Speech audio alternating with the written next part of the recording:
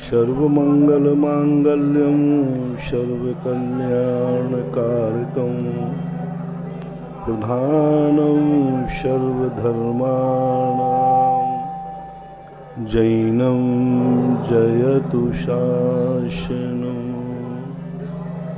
जैनं जयतु शासनं। पंच परमेष्टि भगवान की आचार्य श्री गुरुवर कुंद कुंद महाराज की आचार्य श्री गुरुवर विद्यासागर महाराज की पल पल स्मरणीय हम सभी के आराध्य जगत पूज निर्यापक सिमरण परम पूज मुनि पुंगव सुधा सागर जी महाराज की जय हो। मुनि संघ की जय हो।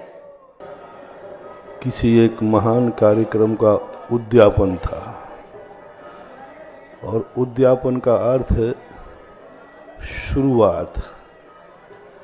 तुम लोग उद्यापन का अर्थ लेते हो समापन और शाब्दिक उद्यापन का अर्थ है उद्घाटन।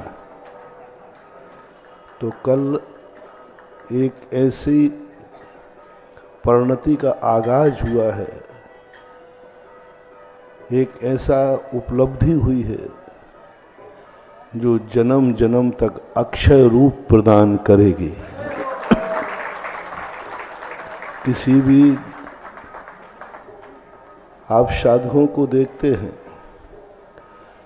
तुम लोग जब जीवन का अंत होता है तो जीवन का अंत बोलते हो, अंत हो गया, ऑफ हो गया, ऑफ बोलते ना, ऑफ हो गया, ऑफ यानी बुझ गया, मर गया। और हम साधु लोगों का जब जीवन अंत नहीं बोलते, जीवन पूर्ण हो गया। और उस मरण में इतनी बड़ी शक्ति होती है, इतनी बड़ी शक्ति होती है, यानी एक मरण ऐसा है जो मरण नहीं है, मोक्ष का मंगलाचरण है।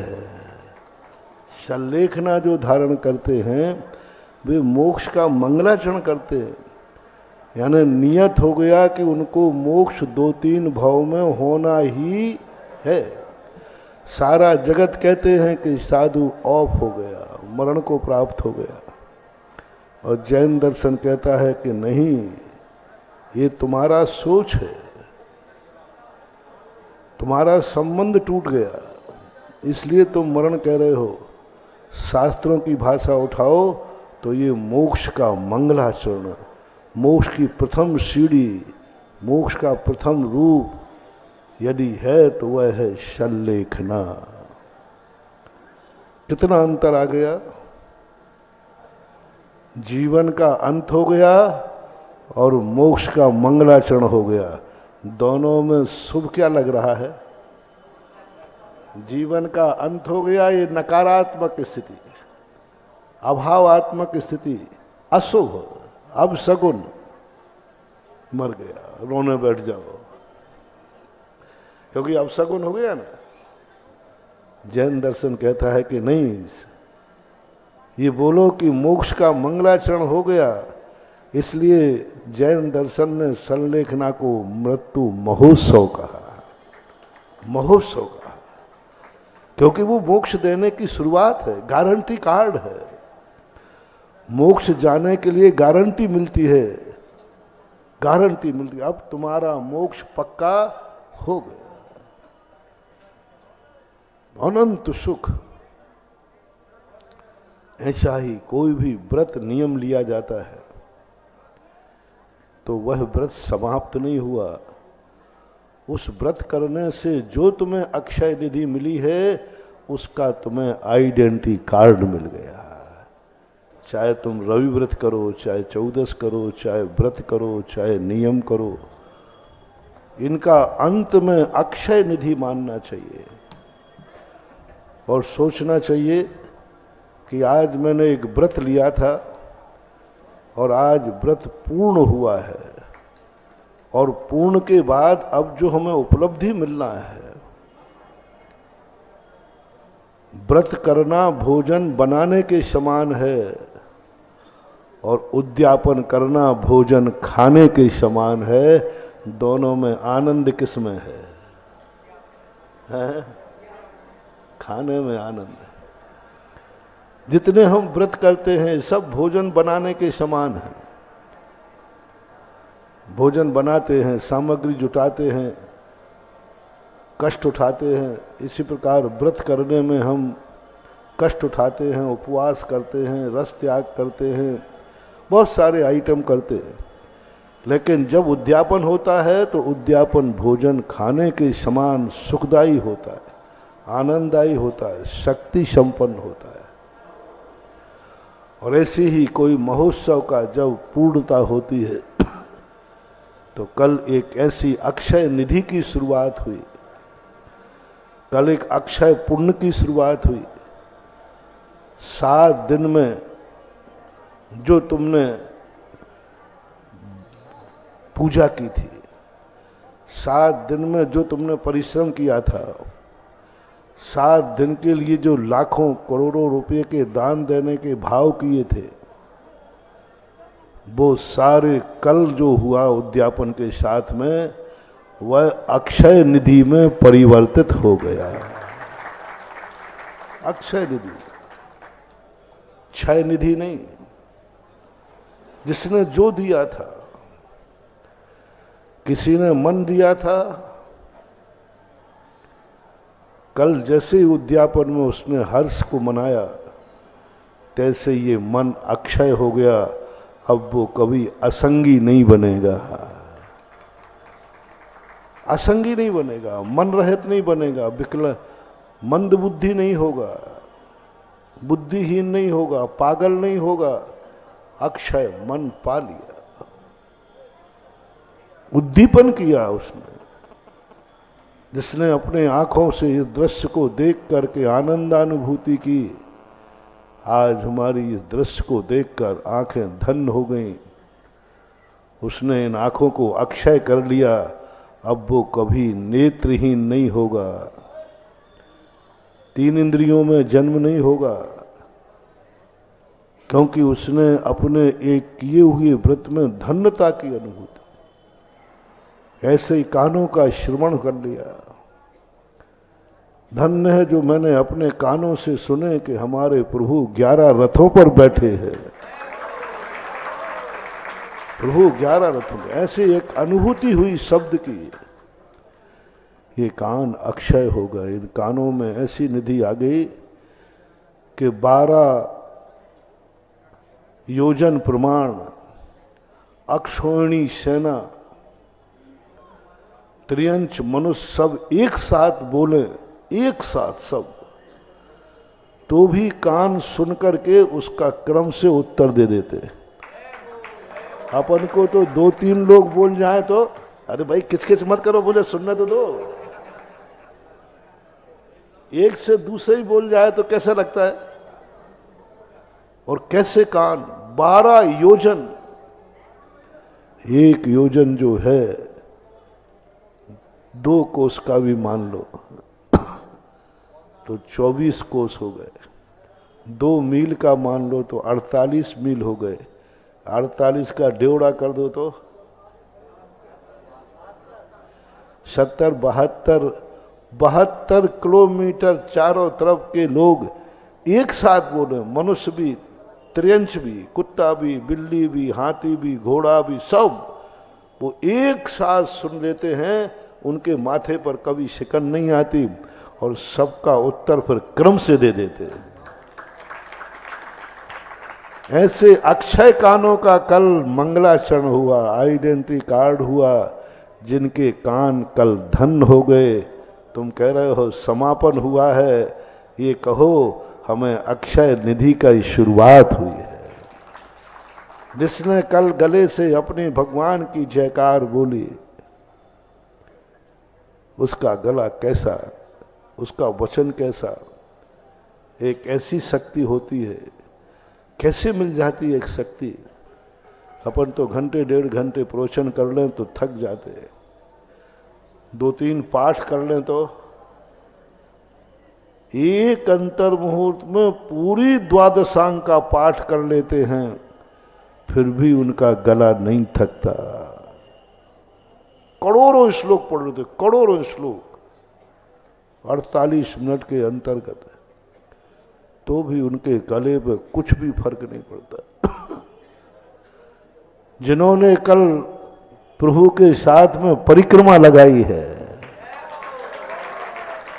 चाहे रथ पे बैठ के लगाई हो, चाहे पैदल बैठ के लगाई हो, उन्होंने पैरों में वो अक्षय शक्ति का मंगलाचरण किया है कि कल वो ऐसी बाहुबली जैसी तपस्या करेंगे तो भी चक्कर नहीं आएगा। 1 साल तक खड़े रहे, इन पैरों को अक्षय बना दिया।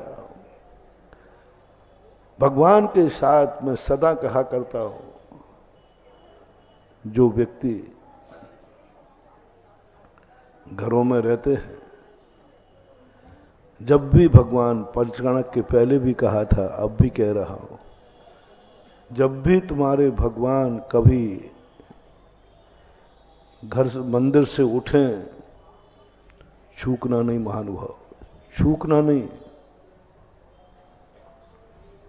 मंदिर से उठ करके तुम्हारी साक्षी में उठें, जब तक मंदिर का रथ भ्रमण करे लौट के नहीं आए, तुम्हें बैठना नहीं है। इसलिए नहीं कह रहा हूं कि भगवान को भीड़ चाहिए, इसलिए नहीं कह रहा हूं कि धर्म की प्रभावना होना चाहिए, इसलिए नहीं कह रहा हूं कि धर्म का सम्मान होना चाहिए, इसलिए कह रहा हूं तुम्हारे पैरों में मजबूती आना चाहिए, पैरालिसिस ना हो, पैरालिसिस ना हो, जन्म से पोलियो ना हो, पैरों में जल्दी कंपन ना हो, पैरों की शक्ति बने। क्योंकि तुम एक दिन भगवान के रथ के साथ कहे थे कि भगवान आप विहार करें और मैं घर में बैठूं, आप विहार करें और मैं गाड़ी में बैठूं, आप विहार करें और मैं आपके साथ न चलूं, नहीं महानुभाव, छोड़ना नहीं। मैं हमेशा कहता हूं, भगवान को जब नगर भ्रमण करें तो मेरे नियम के अनुसार हर व्यक्ति को भगवान को निमंत्रण देने जाना चाहिए कि हे भगवान, आप हमारे नगर को धन्य करने जा रहे हैं, आप हमारी गलियों में निकलेंगे, आप हमारे दरवाजे आएंगे, बिना बुलाए नहीं, बिना बुलाए नहीं।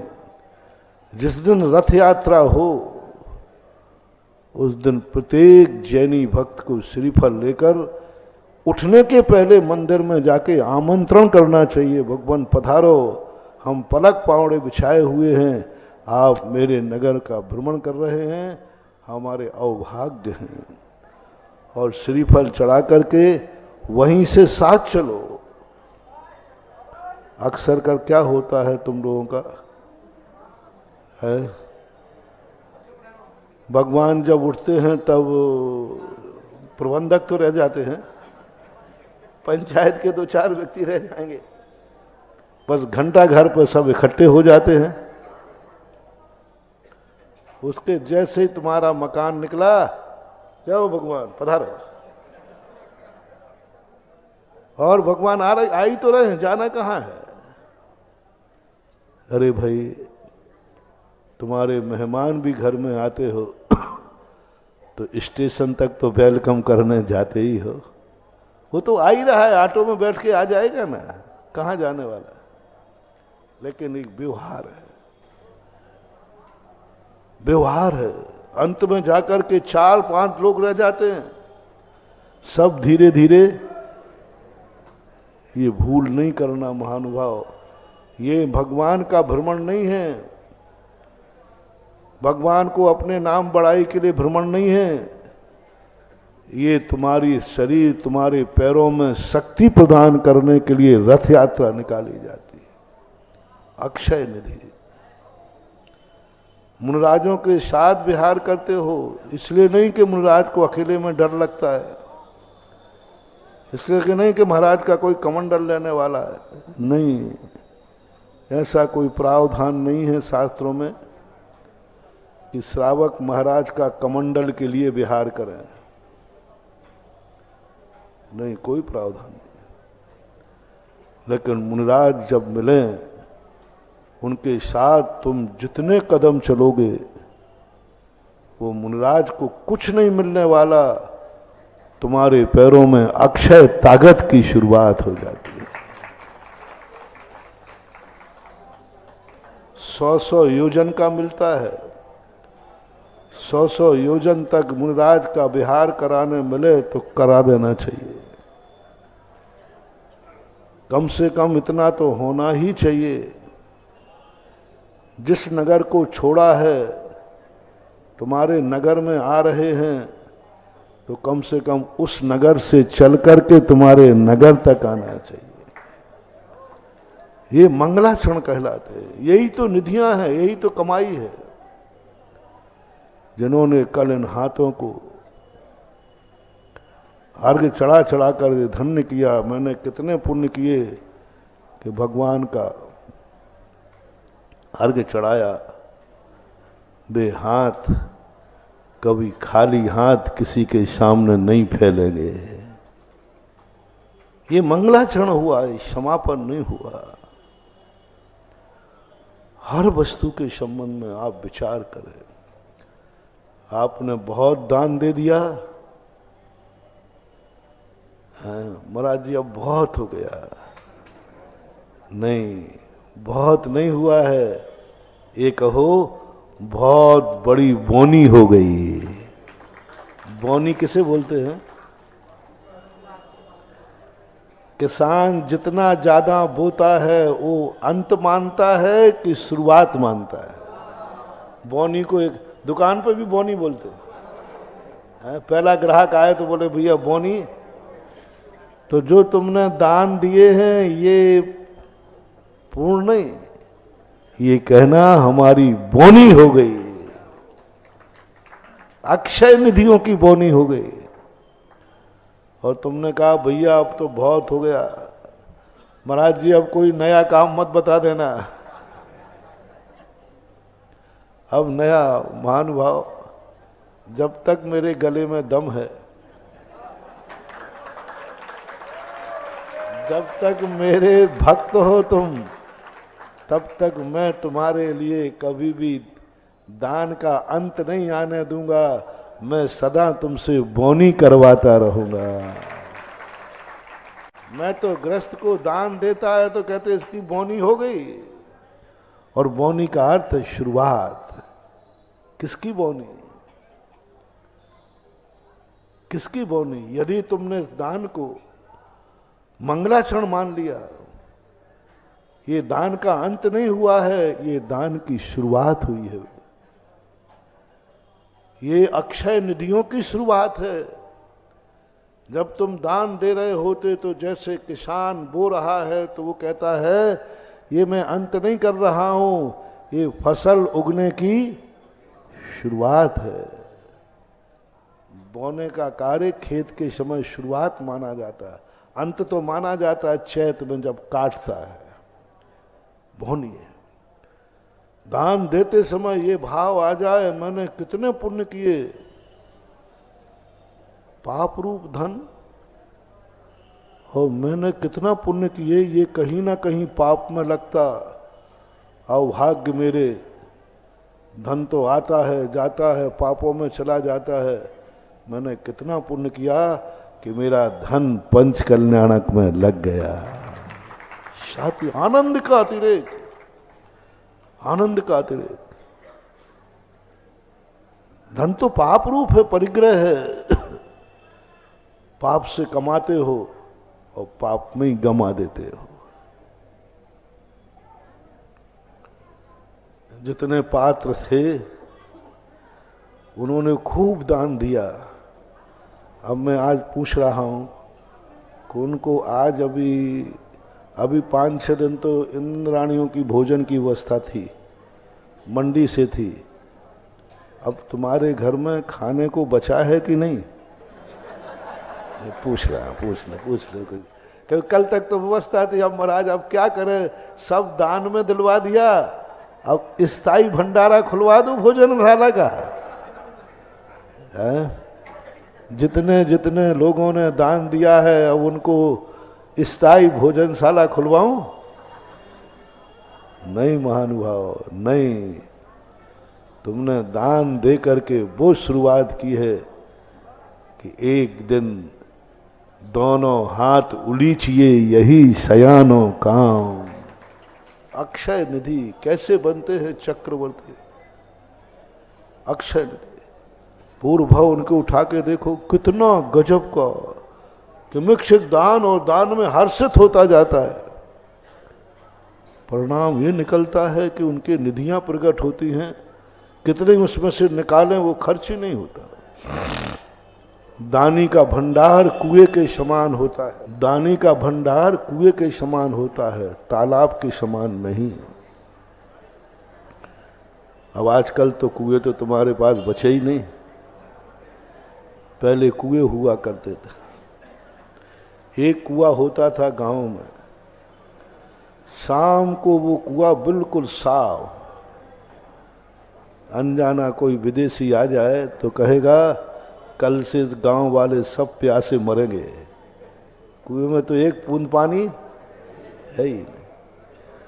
और गांव वाले निश्चिंत घर्राटे लेकर सो जाते हैं। और गर्मी के दिनों में पहले गांव के लोग सुबह 4-5 बजे उठ जाते हैं। शाम को देखा था जो क्या तबेड़ी, वो बाल्टी को कसेड़ी, वो खुट खुट खुट खुट बोल रही थी। और सुबह उठ करके जा रही तो कॉमेडी डुब डुब डुब डुब बोल रही है। ऐसा स्वरूप है दानी का कुएं के समान। आज लगता है कि अब बहुत चला गया, चिंता मत करो, सो जाओ आराम से, सो जाओ आराम से। सुबह उठोगे, थोड़े से दिन 2023 है ना, 2023 ही पूरा नहीं कर पाओगे और तमेड़ी डुब डुब डुब डुब बोल पड़ेगी। और लगेगा कि ये बोनी है, हर क्रिया की बोनी। क्यों कहते हो कि पंचकल्याणक समाप्त हो गया? क्यों ना कहो कि अभिनंदन तीर्थ क्षेत्र का उद्घाटन हो गया? लो, पंचकल्याणक का समापन हुआ है कि अभिनंदनोदय तीर्थ का उद्घाटन हुआ है? उद्घाटन है, आज शुरुआत है, पहला दिन है, उद्घाटन हुआ है। तो 5 दिन का तो मंगलाचरण था। 5 दिन क्या था? अब बड़े क्षेत्र का मंगलाचरण भी तो बड़ा ही होगा। बताते हैं कि एक ग्रंथ ऐसा था, गंधस्थी महाकाव्य, सब ग्रंथों के मंगलाचरण 2 श्लोक, 3 श्लोक, 4, 5, 10 श्लोकों में हो जाता है। उसका मंगलाचरण किया गंधस्थी महाकाव्य, तो बहुत बड़ा ग्रंथ था। आज लोग 116 कारिकाओं में मंगलाचरण हुआ, देवागम स्तोत्र 116 कारिकाओं। अब विचार करें, इसी प्रकार छोटा मोटा कोई मंदिर बनता, छोटा मोटा मंदिर बनता तो सरदार चौक में हो गया था पंचकल्याण, सरदारपुरा बड़े मंदिर का। अब छोटा सा था। अब ये अभिनंदनोदय तीर्थ क्षेत्र इतना विशाल क्षेत्र जो भारतवर्ष के लिए बना है, इसका मंगलाचरण 8-9 दिन में नहीं होगा तो क्या 5 दिन में होगा? इस पंचकल्याण को मंगलाचरण मानो, ये मंगल स्वरूप है। इसने एक नए तीर्थ क्षेत्र का आज उद्घाटन हुआ है। आज उद्घाटन दिन है और उस उद्घाटन पर कोई ना कोई मंगल का चरण तो करना ही पड़ता है। तो ये 7-9 दिन का पंचकल्याणक एक मंगलाचरण मानो। हो गया नहीं, ये कहो कि अभिनंदन तीर्थ क्षेत्र जब बना था तब 9 दिन का मंगलाचरण हुआ था और जब इसका लोकार्पण हुआ था। आज अभिनंदन तीर्थ क्षेत्र का प्रथम दिन है, शुरुआत है। और इस शुरुआत आज से होगी। अभी भगवान विराजमान नहीं हुए, अपन विराजमान करेंगे। अभी राज्याभिषेक कहाँ हुआ है? अभी क्षेत्र पर वो बैठे नहीं हो, तुमने समापन कर दिया। अभी भगवान बैठना है। ओहो, और भगवान को जो उच्चासन देता है, संसार में कभी उसका नीचा आसन नहीं होता है। आज महानुभाव, तुमने अभी तक मूर्ति लाए थे, तुमने मूर्ति लाकर दी थी, प्रशस्ति मूर्ति का हुआ था, पंच कल्याण का मूर्ति का हुआ था। आज भगवान विराजमान होंगे। मूर्ति और भगवान में कितना अंतर है? जमीन आसमान का। आज भगवान त्रिलोकीनाथ आप विराजमान करोगे। जो मन में भी भाव करता है कि हे भगवान, मैं आपको उच्चासन दूं, परम उच्च गोत्र का बंद, यशस कीर्ति का बंद, उस व्यक्ति का सदा दुनिया में कभी सिंहासन नीचा नहीं होता, क्योंकि वह भगवान को उच्चासन देता है। चौके के अंदर आप एक बहुत बड़ी भूल करते हो। ये जो नवदा भक्ति होती ना, एक एक भक्ति तुम्हारे लिए बहुत कार्यकारी है। तुम नवदा भक्ति करते हो महाराज के आहार कराने के लिए, क्योंकि नवदा भक्ति के बिना महाराज आहार तो तुम कर देते हो, कोई एक व्यक्ति कर देता है। हाँ, नहीं, पड़घाने से लेकर के, जैसे ही साधु दिखते ही तुम नमोस्तु नमोस्तु बोलते हो। ये साधु की पड़गाहन विधि कहने में आ रही है, सत्य ये है कि तुम्हारी यशस कीर्ति बढ़ रही है। आज तुमने महाराज को कहा अत्रो अत्रो अत्रो, कल तुम ऐसा यश पाओगे, जहां भी तुम जाओगे सारी दुनिया खड़े होकर के तुम्हें आसन देने को तैयार हो जाएगी। यश की उच्चासन आप देते हैं। एक व्यक्ति बोलते महाराज उच्चासन बैठिए, हम बैठ जाते हैं, हमें तो कोई फर्क पड़ता नहीं। लेकिन तुम चूक गए। हजार काम छोड़ करके नवदा भक्ति पहले करो। जब तुम महाराज को बोलते महाराज उच्चासन बैठिए, उस समय तुम्हें परम उच्च गोत्र का बंध होता है, बहुत उच्च गोत्र का बंध होता है। और तुम्हारे लिए एक बार एक व्यक्ति ने कहा, बोले महाराज जी मेरा प्रमोशन नहीं हो रहा है और बहुत ड्यू है। मैंने कहा भाई मैं तो कुछ बताऊंगा नहीं। एक दिन ऐसे ही प्रवचन में निकल आया, सिंहासने मणिमयूख, भगवान को जो उच्चासन देता है उसने जाकर मंदिर में एक सिंहासन भेंट कर दिया। एक हफ्ते ही नहीं हुआ उसका प्रमोशन हो गया। उच्चासन देना कोई साधारण चीज नहीं है। कोई महाराज कोई मान सम्मान के भूखे नहीं है। एक चौकी, अरे चौकी तो रखी ही है, बैठ जाऊंगा जाके। चौकी पहले से बिछी है तो महाराज आप चुपचाप जाके बैठ जाया करो ना, हम तो बैठ जाएंगे बेटा। लेकिन तुम्हारा नुकसान कितना है? यदि तुम बैठा लोगे तो पुण्य तुम्हारे खाते जाएगा, और मैं बैठ जाऊंगा तो तुम्हारा तो घाटा हो ही जाएगा, हमें मिले या ना मिले। इसलिए एक एक भक्ति आज उच्चासन तुम करोगे। आज अभिनंदन तीर्थ क्षेत्र की एक एक वेदी पर भगवान जी विराजमान होंगे। अब गद्दी पर विराजमान होंगे। अब वो राज सिंहासन संभालेंगे। जैसे एक विधायक सांसद जीत जाता है, जीतने के बाद अभी वो मंत्री नहीं है, हैं?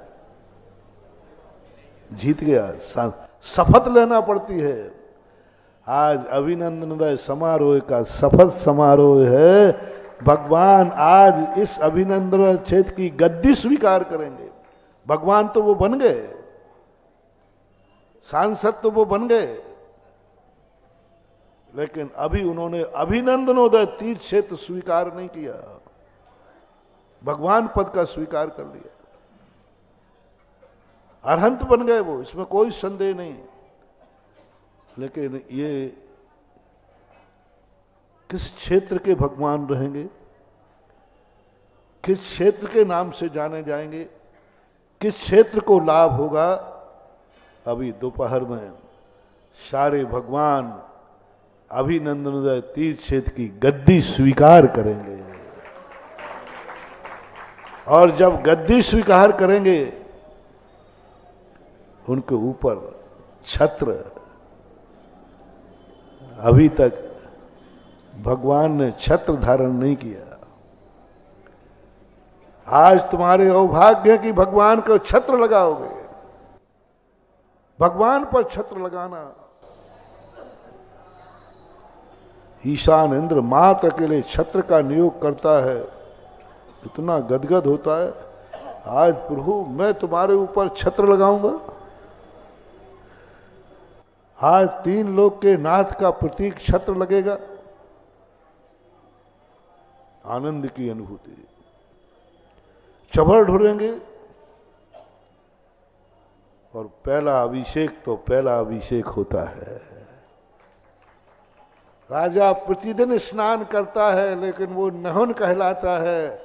और पहले दिन जो गद्दी के लिए किया जाता है वो अभिषेक कहलाता है, राज्य अभिषेक। आज अभिषेक होगा, महाशांति धारा होगी, महाशांति, पहली शांति धारा, पहला रूप।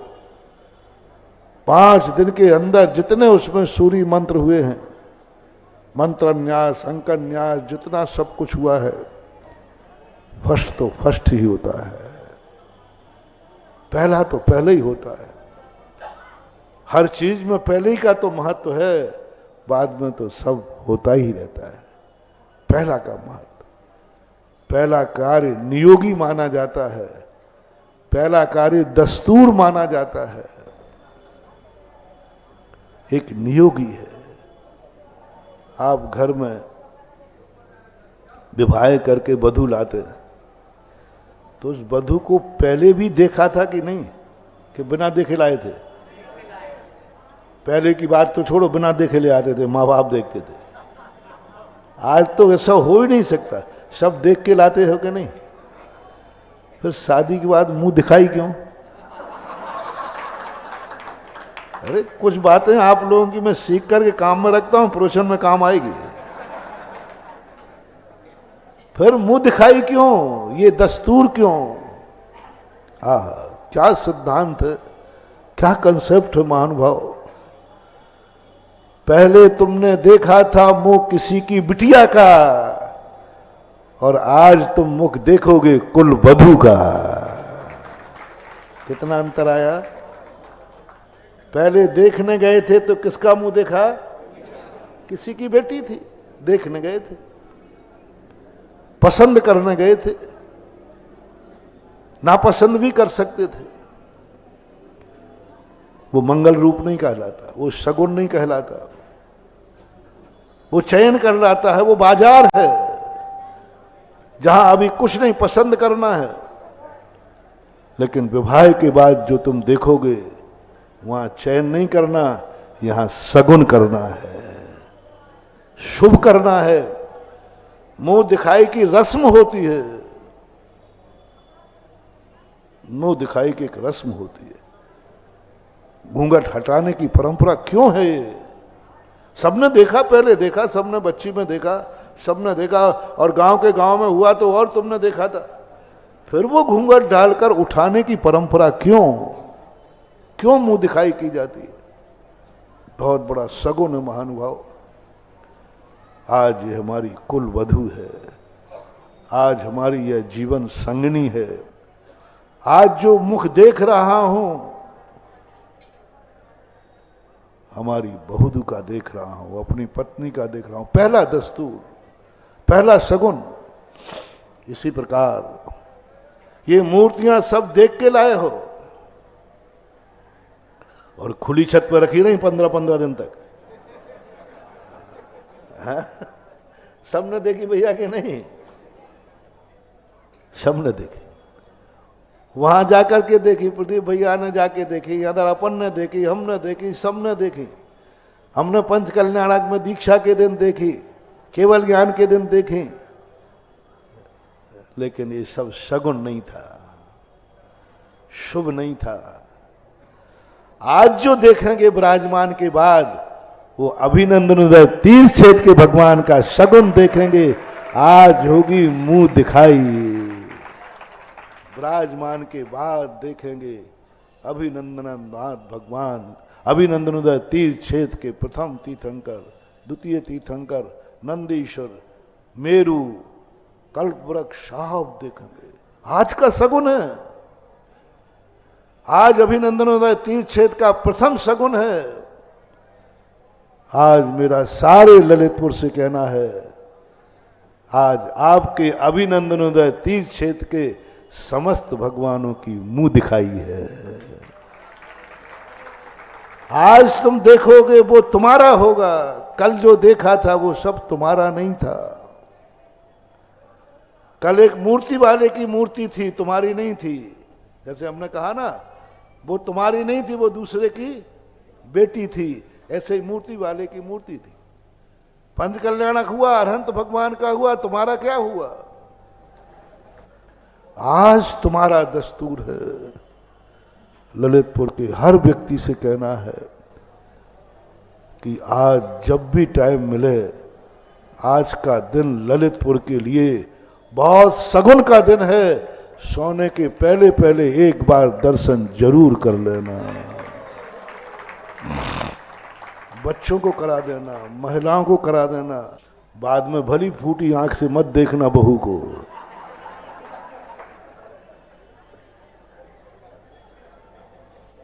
लेकिन पहले दिन का सगुन तो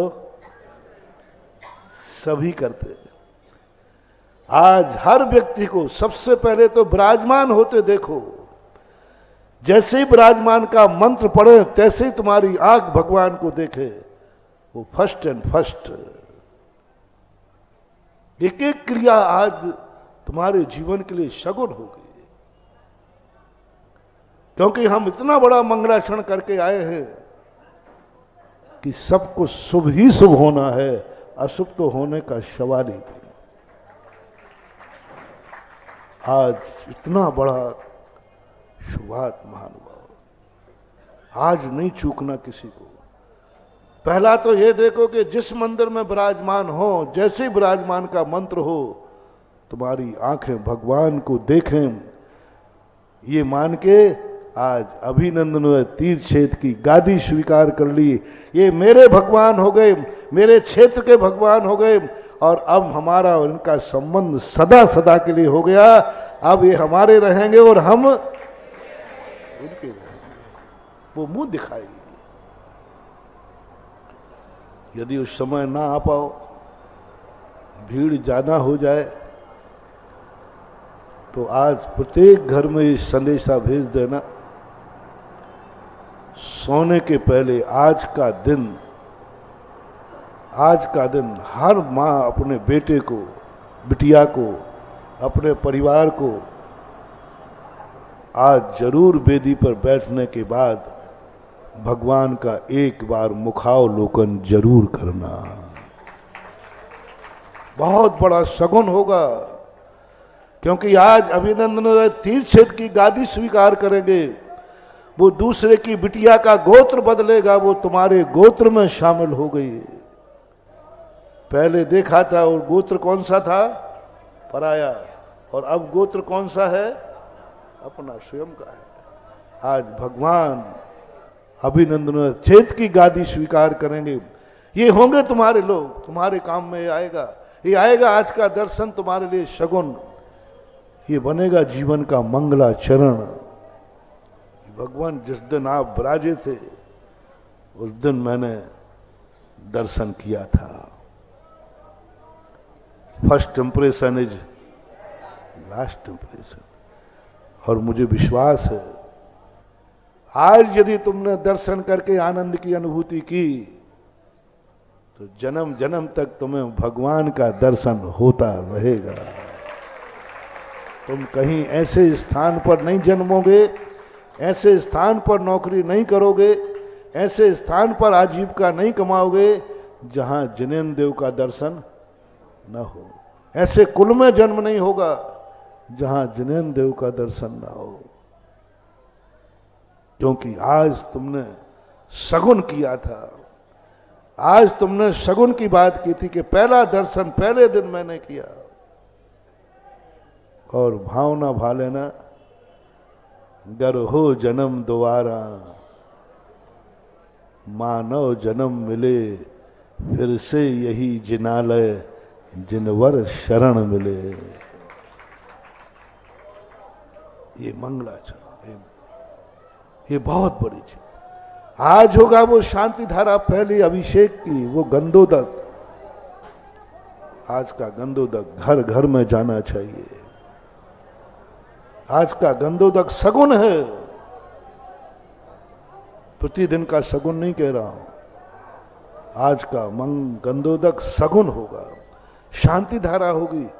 आज पहली शांति धारा, पहला कलश अभिषेक भगवान के ऊपर विराजमान। यह गंधोदक कोई साधारण नहीं बंधु, शगुन होगा। आज के गंधोदक के लिए हर घर, जो मैंने पहले कहा था, मेरी भावना है कि इस पंच कल्याण की एनर्जी घर घर में पहुंचना चाहिए। इस घर घर की सुख समृद्धि पहुंचना चाहिए। लो आज मैं उसकी शुरुआत कर रहा हूं। आज जो अभिषेक होवे, प्रथम अभिषेक आज ही है ना, ब्राज पहला अभिषेक ललितपुर के घर घर में पहुंचना चाहिए। घर घर में पालने में पड़ा हुआ बच्चा, उसके सिर पर पहुंचना चाहिए। अस्पताल में पड़ा हुआ मरीज है, उसको पहुंचना चाहिए। दादी माँ घर में लेटी है, उसके पास भी पहुंचना चाहिए। हो सके तो तुम्हारे घर में कोई पशु हो, उसके मस्तक पर पहुंचना चाहिए। हो सके तो तुम्हारे घर में कोई नौकर है, उसको भी देना चाहिए। हो सके तो तुम पड़ोसी को भी दे सकते हो, तुम्हारी मर्जी है। लेकिन आज का गंधोदक शगुन बन के आना चाहिए, क्योंकि ये पहला गंधोदक। इसलिए शगुन का रूप आज कोई भी धर्म की क्रिया का भगवान प्रार्थना करो, हे भगवान कोई भी धर्म की क्रिया हमारे जिंदगी में समापन को प्राप्त ना हो, मेरी हर क्रिया प्रतिदिन शुभारंभ हो। शुभारंभ। धर्म करते करते धर्म और अधर्म की पहचान क्या है? जिसको करते करते थक जाओ, विश्राम की जरूरत पड़े, समझ लेना तुम्हें कहीं ना कहीं चूक हो गई। और जिसको करने के बाद उत्साह बढ़े, ताकत बढ़े, शक्ति बढ़े, एनर्जी बढ़े, समझ लेना उसी का नाम धर्म है।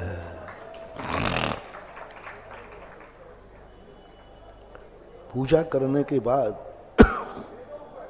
विराम नहीं,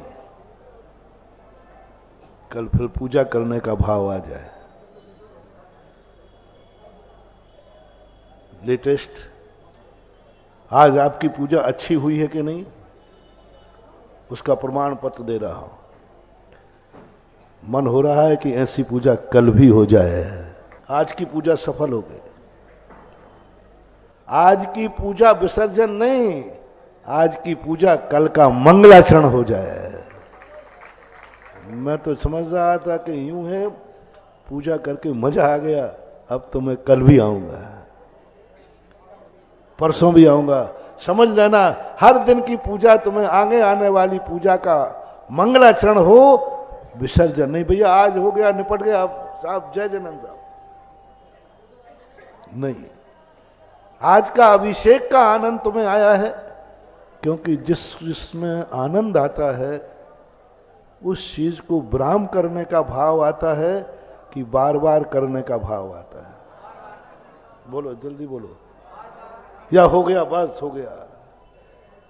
किसी भी क्रिया में यदि करने के बाद चाहे कि सब हो गया, खत्म हो गया, समझ लेना वो भार है, दुर्भाग्य है। और जिस क्रिया को करने के बाद भाव आवे कि हाँ आओ,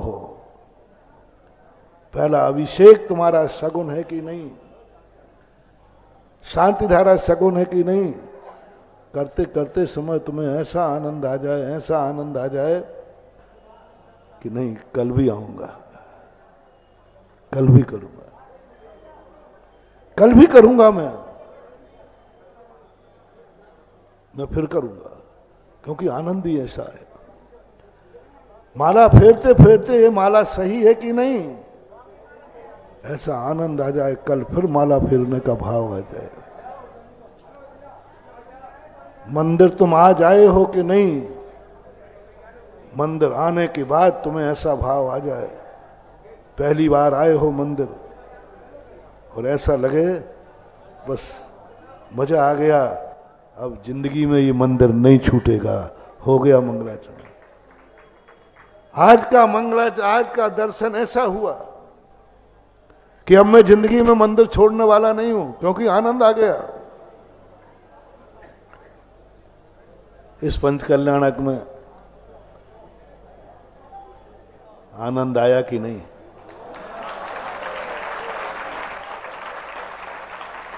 ओ कुबेर महाराज, ओ कुबेर, इधर सुन, उसकी क्या सुन रहा, मेरी सुन तो कल्याण होगा, उसकी सुनने से क्या होगा। कुबेर महाराज, आनंद आया कि नहीं? तो करो संकल्प कि भगवान ऐसा आनंद आया, जन्म जन्म तक ये मौका मिलता रहे तो वो भाग्य है। हर इंद्र से मेरा कहना है कि यदि आनंद आया है तो आनंद का विराम मत करो, आनंद को अविराम कर दो। आनंद को विराम मत करो, आनंद को अविराम कर दो, अविराम कर दो, कोई विराम नहीं, अविराम। जन्म जन्म तक भी मुझे ऐसे पंच कल्याण करने का मौका मिले, मेरे अभाग्य होंगे। मैं समापन नहीं कर रहा हूं, ये पंच कल्याणक जन्म जन्म के पंच कल्याणों का मंगलाचरण था। ये तो मंगलाचरण किया था। देखता हूं महाराज बहुत गा रहे हैं, कब से गा रहे, 4 महीने हो गए गाते गाते। महाराज खूब पंचकर्ण की महिमा गा रहे हैं, खूब इंद्रों की महिमा गा रहे हैं। तो सोचा चलो महाराज बहुत गा रहे हैं, करके देखते हैं। तो अभी तो तुम मेरे कहने पर मैंने महिमा बताई, सो तुम आ गए भावों में। मैंने महिमा बताई इसलिए तुमने पंचकर्ण को कर डाला। अब मैं महिमा नहीं बता रहा हूं, अब तुम कहो मैंने महिमा समझ ली, मैं जन्म जन्म तक के लिए पंचकर्ण करने को तैयार हूं। महिमा बताना और महिमा समझने में अंतर है कि नहीं? एक बार महिमा सुनी जाती है, बार बार महिमा स्वयं समझी जाती है। अब महाराज की जरूरत नहीं है, अब तो हमें खुद आनंद आ गया। जब भी मौका पड़ेगा हम चूकेंगे नहीं, जब भी मौका पड़ेगा हम चूकेंगे नहीं। हम मुझे अभिषेक की बात एक बार बताना पड़ती, अभिषेक कैसा है, महिमा कैसी है, मुझे विश्वास है आज जो इन मूर्तियों का दर्शन करेगा, मुझे विश्वास है कि उसको इतना आनंद आएगा कि वो ललितपुर में रहेगा तो अभिनंदन क्षेत्र के भगवान का दर्शन किए बिना वो सोएगा ही नहीं। यदि आनंद आएगा, वो नियम ले लेगा कि ललितपुर में रहूंगा तो सोने के पहले एक बार भगवान की छवि जरूर निहारूंगा, क्योंकि मेरी आंखों में बस रहे हैं वो बड़े बाबा। मेरी आंखों में बस रहा है वो नंदीश्वर दीप, मेरी आंखों में बस रही है त्रिकाल चौबीसी, मेरी आंखों में बस रही है वो रजतमयी अभिनंदन नाथ भगवान, मेरे आंखों में बस रहे हैं मुनि सुब्रत नाथ भगवान, मेरी आंखों में बस रहे हैं गुफा में स्थित कल्प वृक्ष, मेरी आंखों में सब, कहीं ये आंखों से गायब ना हो जाए। 24 घंटे में एक बार यदि आज का दर्शन तुम्हारा मंगलाचरण बन गया, आज का दर्शन तुम्हारे जीवन की शुरुआत बन गया, समझ लेना महानुभाव, बहुत बड़ी उपलब्धि है, बहुत बड़ी। ये तुम्हारे लिए शगुन की स्थिति बन जाए। इसलिए धर्म कार्य कोई भी करो, विराम नहीं, अविराम करो। उनकी सज्जनता के कारण से उनको मृत्यु दंड देने की घोषणा हुई, और मृत्यु दंड तो फांसी पे दिया जाता है, और वो जेल वगैरह में होती है ना वहां। अब दीवान जी बोले कि मृत्यु तो जेल में दी जाएगी, और मेरा नियम तो है कि मैं अंतिम आंख बंद करूं तो तेरा दर्शन करके करूं। उनसे अंतिम इच्छा पूछी गई कि तुम्हारी अंतिम इच्छा क्या है? तुमने कहा कि साहब मेरे भावना है कि मेरे जिनालय में मेरा भगवान है, बस उनका एक दर्शन करा दीजिए। ले गया, फांसी के लिए नहीं, दर्शन कर ले, अंतिम इच्छा।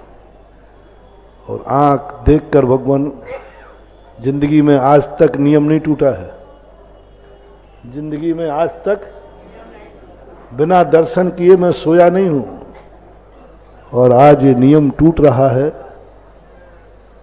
कि मैं आंख बंद करूंगा मौत के समय, उस समय तू मेरे सामने नहीं होगा। बस ये कहना ही उनका था। आंख खुले खुले वही मृत्यु हो गई। अंग्रेज प्रोटोकॉल खड़ा, पुलिस खड़ी, सबके दर्शन कर लिया, वो आ ही नहीं रहा बाहर। देखा तो वो तो जा चुके। अंग्रेज कमांडो घबरा गए, कोर्ट घबरा गया, क्योंकि फांसी के पहले उसका मर जाना, अफरा तफरी मच जाती है। जबरदस्ती उनको मानकर, अंग्रेजों का राज्य था, उन्होंने कहा और नया केस बन जाएगा, वो तो जबरदस्ती पकड़ के फांसी पे चढ़ाया, वो तो चला गया। जाकी रही भावना जैसी है, सो देखी मूरत तिन, यदि सच्ची लगन से व्यसन बन जाए तो होता है। अंतिम दर्शन करते करते उस मूर्ति के सामने उनके प्राण पखेर उड़ गए। ऐसा व्यसन लग जाए, ऐसा ललितपुर वालों को व्यसन लग जाए कि मैं प्रतिदिन शाम को सोने के पहले अभिनंदन नाथ भगवान का दर्शन करूं, और प्रभु जब अंतिम आंख बंद हो तो तेरा दर्शन करते समय हो। मेरी तो भावना है मेरे हर भक्त का मरण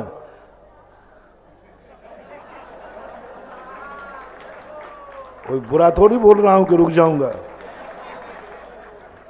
बुरा बोल रहा हूं तो रुक जाऊंगा, हम तो अच्छा बोल रहे। मेरे हर भक्त का मरण यदि हो तो अभिनंदन नाथ भगवान के सामने हो, सामने हो। ये मंदिर भक्तों का मरण स्थान बन जाए। क्या स्थान? भक्तों का मरण स्थान बन जाए। जब भी मरे मेरा भक्त वो इसी मंदिर में मरे। महाराज जी मंदिर अशुद्ध नहीं होगा? नहीं, मैंने भक्तों को मरने के लिए बनाया है। क्या बात, बोलो भैया। ये मेरी भावना बुरी लगी हो तो भैया बोलो अच्छी है कि बुरी? मैंने ये नहीं कहा कि आज ही मरना है। मैंने क्या कहा? जब भी मरण हो, जब भी मरण हो, तब मेरी भक्त के सामने अभिनंदन नाथ हो और तीर्थ क्षेत्र अभिनंदन उदय तीर्थ क्षेत्र हो। गुरु मूले यति तिनिचरे चैत सिद्धांत वादि सदघोषे मम भवतु जन्म जन्म मरणे समन्वितम मरणम। मेरा मरण इस प्रकार की स्थितियों में हो। बंधु, ये शुभ संकेत है। तुम क्या महाराज जी ध्यान रखना, यदि मंदिर में मरण हो गया हमारे घर का तो हम अभिनंदन क्षेत्र में आना ही छोड़ देंगे।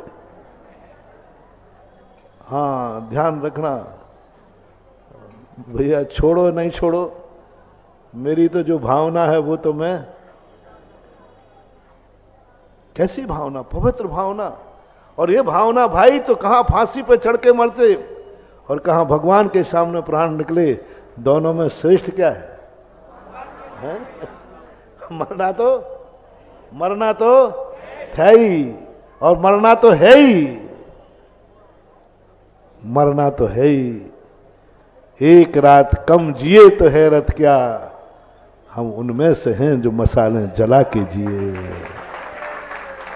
एक रात कम जिए तो क्या, हम उनमें से हैं जो भगवान का दर्शन करके जिएंगे।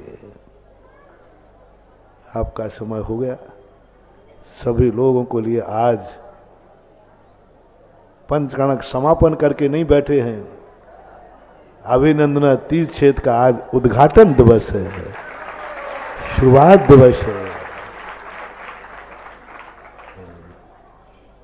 ना मैं विराम लूंगा ना तुम्हें लेने दूंगा।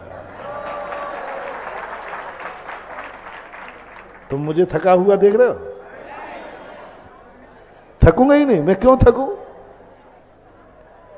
ब्राह्म नहीं, अभिराम। आज उद्घाटन दिवस है, उद्यापन दिवस है, उद्दीपन दिवस है, आज लोकार्पण है। आज अभिनंदन तीर्थ क्षेत्र का अरहंत भगवान अरहंत गद्दी स्वीकार करेंगे। समय आपका हुआ। 1 बजे 1:30 बजे के बाद फिर एक कार्यक्रम अपना होगा। महावीर भगवान की